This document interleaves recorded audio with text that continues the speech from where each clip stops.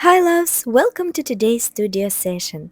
And this time I wanted to capture the feeling of fresh pastry with watercolor. So today I am painting a freshly baked croissant. I am using Rosa Gallery watercolors today, 100% cotton watercolor paper by Potentate, and Escoda paint brushes. And also for final touches and juicy highlights, I'm gonna be using titanium white gouache by Rosa Gallery. I'll leave all the names and brands in the description box. I love square formats and today is not an exception, so I want to make a square for my future painting. Now I'm measuring the width with my ruler and separating the space I need. Reusing a piece of my lovely washi tape to have clean edges. And now I can move on to the sketching.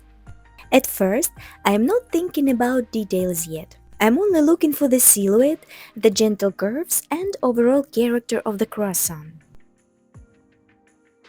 Next, I am adding sections and details. I am looking at my reference picture as an inspiration. I don't really like to copy the exact shape. Sometimes I like to simplify the form or even add more details. So this is up to you and your artistic vision.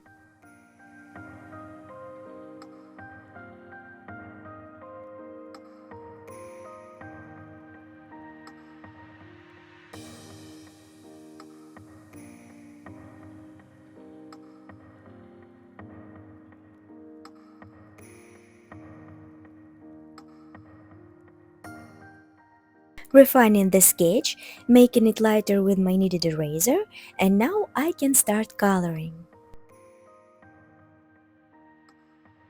This time I want to make my first layer wet on wet. As usually I am working from light to dark and the first layer is supposed to be light and transparent. I want to create a feeling like the croissant is glowing from within. That's why I'm mixing golden colors right from the beginning.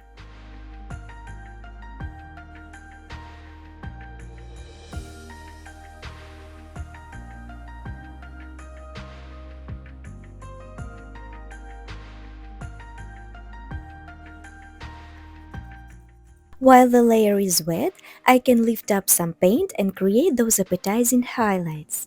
I am also layering warm oranges on wet to get those soft transitions.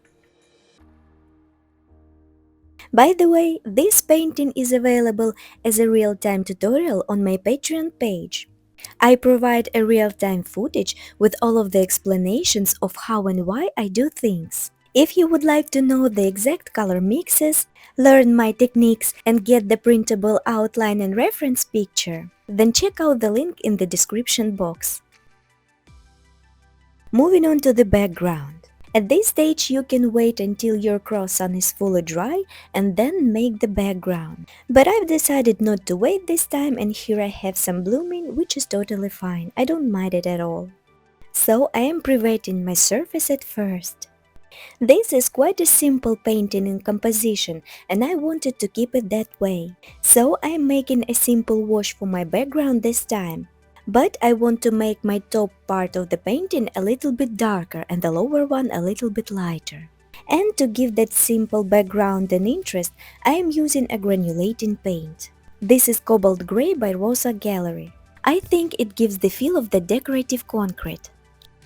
Darkening the top area even more and letting the background to fully dry. This is where the croissant slowly comes to life. I start separating the folds and layers, adding flaky textures with warmer oranges.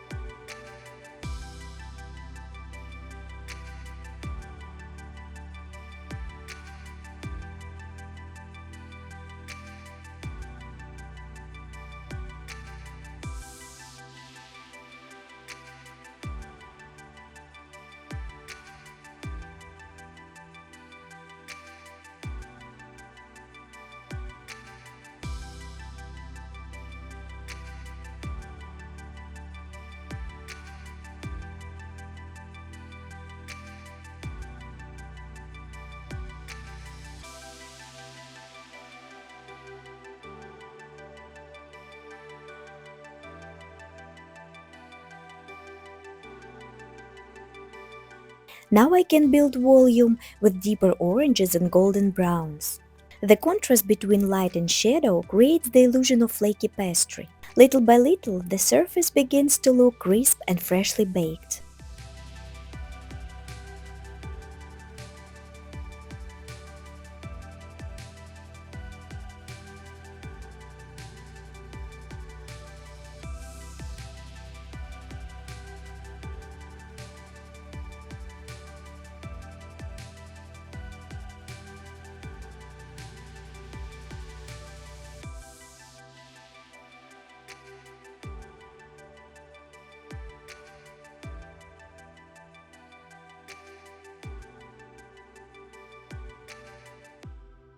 Now a little trick. To give this croissant more appetizing look, I am glazing the highlighted areas with my glowing yellow.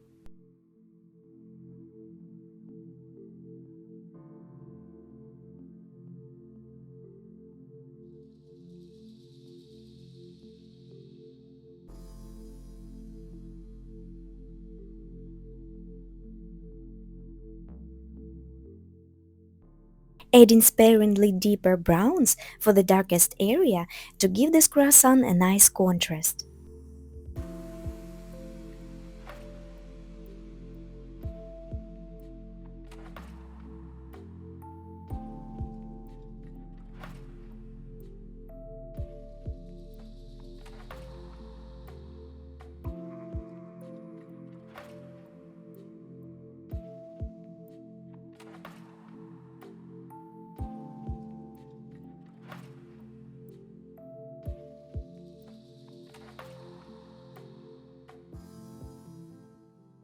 Moving on to the very important details, and to be exact, the cast shadow and textures and highlights. I am making the shadow in two stages. This is the first one, and the second will be another layer wet on dry. Adding softer textures and highlights on the shadowed areas of the croissant and bright and juicy on the highlighted spots.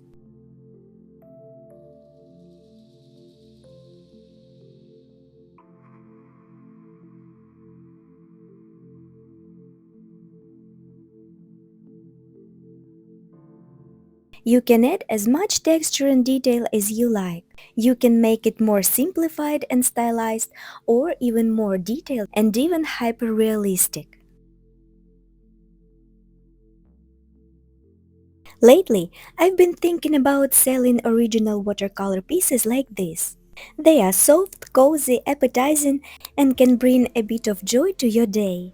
So let me know, would you be interested in paintings like this, and would you hang this croissant in your home?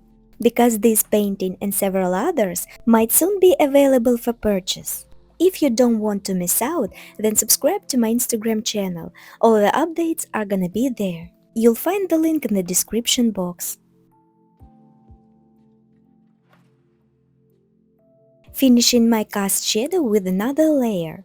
The darkest area of the shadow is when the object meets the surface. And now the final stroke, the signature of the painter.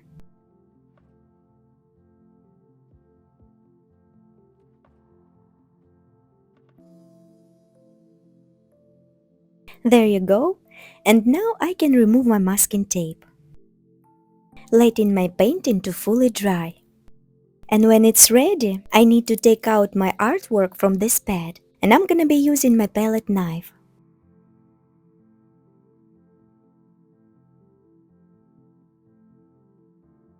The final thing that's left is to remove the glue from the pad and cut out the unnecessary part of paper.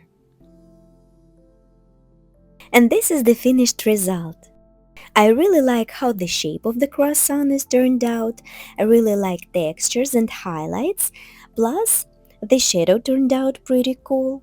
And just look at this beautiful granulated background. I'm loving it. And I really hope you like it too. Thank you so much for spending this time with me and creating this painting from start to finish. Don't forget to check out my Patreon page if you're interested in tutorials. Thank you so much for watching, and I'll see you in the next videos. Bye for now!